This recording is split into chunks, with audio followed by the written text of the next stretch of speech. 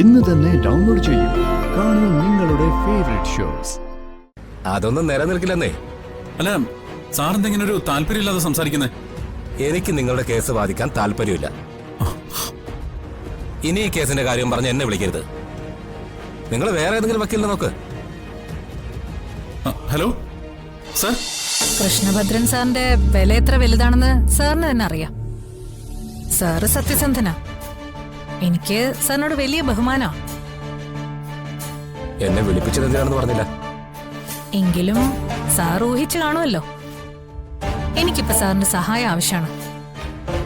വെറുതെ വേണ്ട. ഞാൻ നിങ്ങളുടെ എതിർഭാഗം വക്കീലാണ്. അതുകൊണ്ടാണല്ലോ ഞാൻ വക്കീലിനെ ഇങ്ങോട്ട് വിളിപ്പിച്ചത്.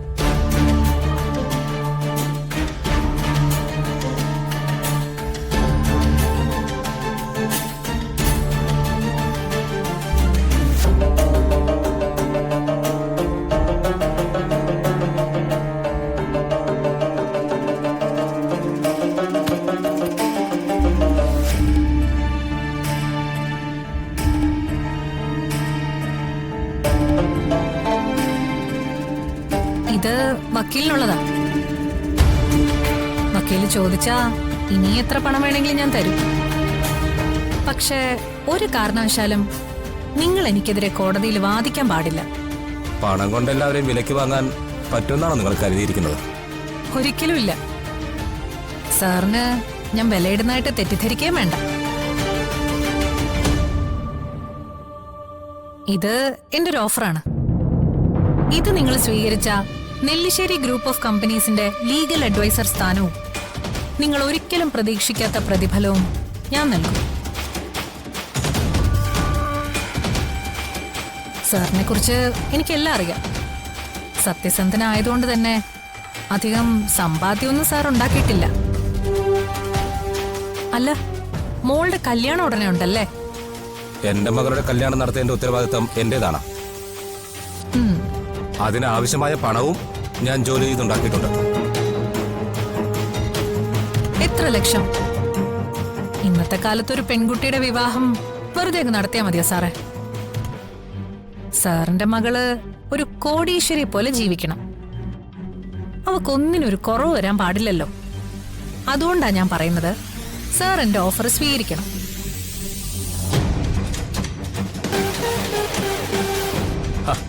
ഒന്ന് സമ്മതിക്ക് സാറേ. ഇവിടെ മുതൽ സാറിന്റെ സമയം മാറാൻ പോവാ. സാർ എന്നെ എതിർക്കുന്നത് ജീവിതത്തിലെ ഏറ്റവും വലിയ ശത്രുവിനെ ഉണ്ടാക്കുന്നതിന് തുല്യമായിരിക്കും. സാറിന്റെ മകളുടെ കല്യാണം മുടങ്ങിപ്പോയാ അത് സാറിന് സഹിക്കാൻ പറ്റുമോ? എന്താ ഭീഷണിയാണോ? അങ്ങനെ ഭീഷണിക്ക് വഴങ്ങുന്ന ആളൊന്നും അല്ല സാറെന്ന് എനിക്കറിയാം. ദേ, സാർ എന്റെ കൂടെ നിൽക്കണം. സാറിന്റെ മകളുടെ വിവാഹം നടക്കുമ്പോ അവളുടെ പേരിൽ എന്റെ വക ഒരു വലിയ ഗിഫ്റ്റ് ഉണ്ടാവും. സമ്മതമാണെങ്കിൽ സാറിന് ഈ പണം സ്വീകരിക്കാം.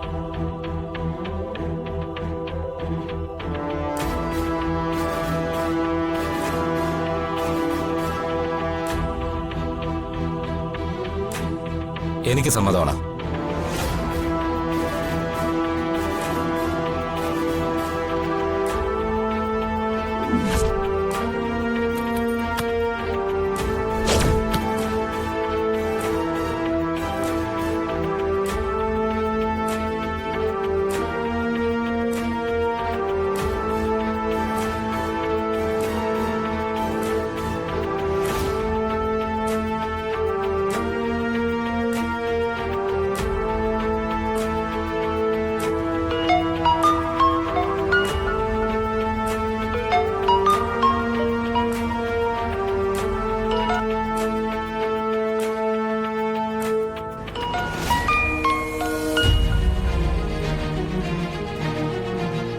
ബെല്ലടിക്കുന്നുണ്ട്, പക്ഷെ എടുക്കുന്നില്ല. ഒന്നുകൂടി ഒന്ന് വിളിച്ചു നോക്കി, എടുക്കും.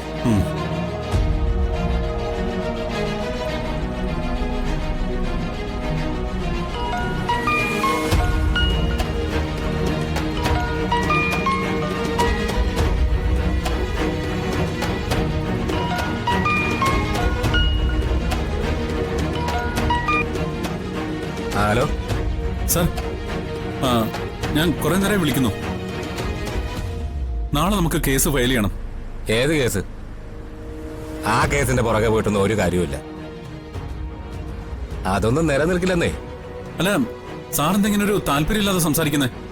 എനിക്ക് നിങ്ങളുടെ കേസ് വാദിക്കാൻ താല്പര്യമില്ല. ഇനി ഈ കേസിന്റെ കാര്യം പറഞ്ഞ് എന്നെ വിളിക്കരുത്. നിങ്ങൾ വേറെ ഏതെങ്കിലും വക്കീലിനെ നോക്ക്. Hello sir. Hello sir. എന്താ സച്ചേട്ട വക്കീല് പറയുന്നേ? അയാൾ ഫോൺ കട്ട് ചെയ്തു. കട്ട് ചെയ്തോ? കൃഷ്ണഭദ്രൻ സാറ് സാധാരണ അങ്ങനെ ചെയ്യാറില്ലല്ലോ. ഓ, അപ്പോ വക്കീലും കാലും അറിയല്ലേ?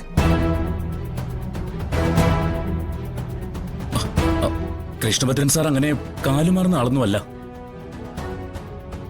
ആദ്യം സംസാരിച്ചപ്പോ വളരെ പ്രതീക്ഷയോടെ സംസാരിച്ച ആളല്ലേ? പിന്നെ ഇപ്പൊ എന്ത് പറ്റി?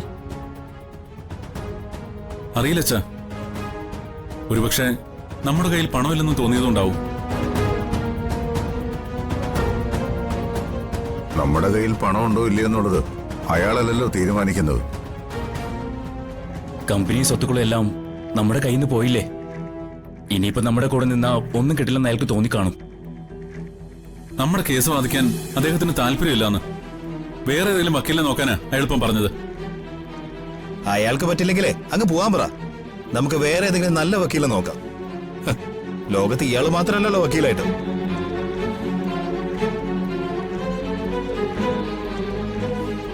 ഞാൻ പോയിട്ട് കൃഷ്ണഭദ്രൻ സാറിനെ ഒന്ന് കണ്ടാലോ? വേണ്ട.